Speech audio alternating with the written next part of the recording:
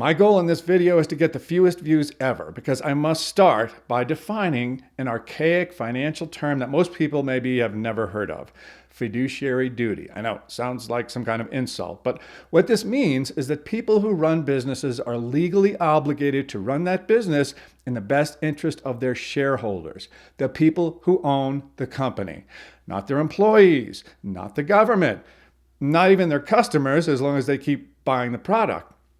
They have a legal obligation to run the business in a way that maximizes profits for the owners. And this is exactly what they should be doing.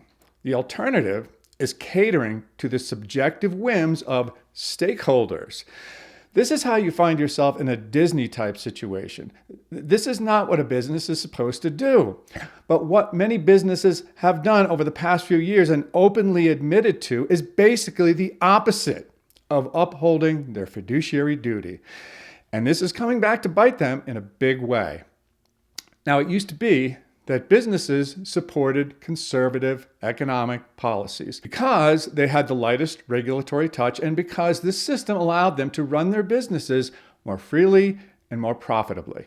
Then somehow, inexplicably, many big businesses lurched to the left, supporting radical economic and social policies way out of touch with the average American, much less the average conservative American.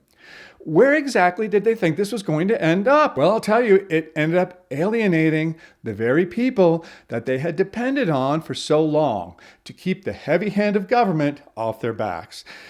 Did they really think they could crawl into bed with the Democrats, support radical social policies repugnant to many Americans, advocate for higher taxes, and that there would be no fallout? These are intelligent people, but they're not necessarily smart people. While they've continued to enjoy the hatred of the left, they've now somehow managed to develop a similar level of hatred on the right, as people turned off by their semi-socialist policies turn to the only weapon available to them, the government. Now, the new right may be full of logical inconsistencies. For example, increasing freedom by more government intervention. But in at least one way, they have a really good point.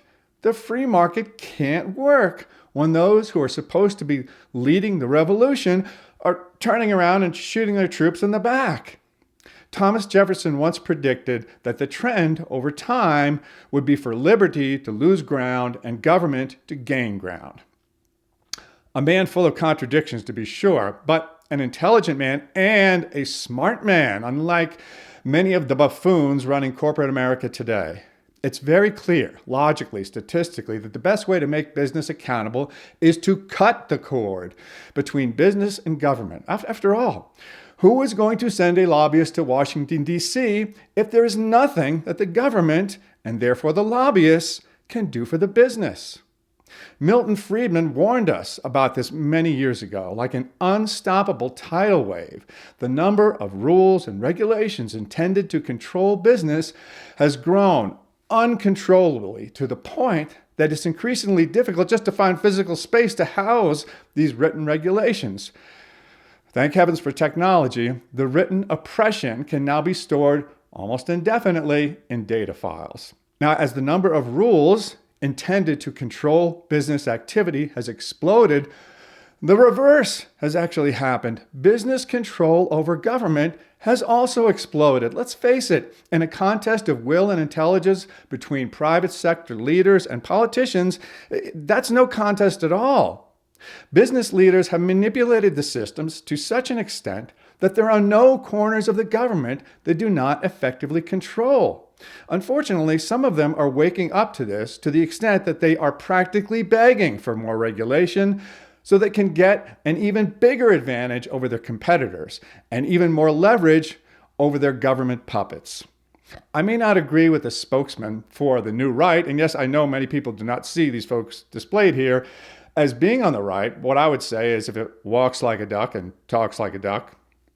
Anyway, semantics aside, I may not agree with them, but I do sympathize with them and their followers. Once you have seen something not work for so very long, you get fed up. I'm fed up too. Corporate America has brought the coming government tsunami on itself.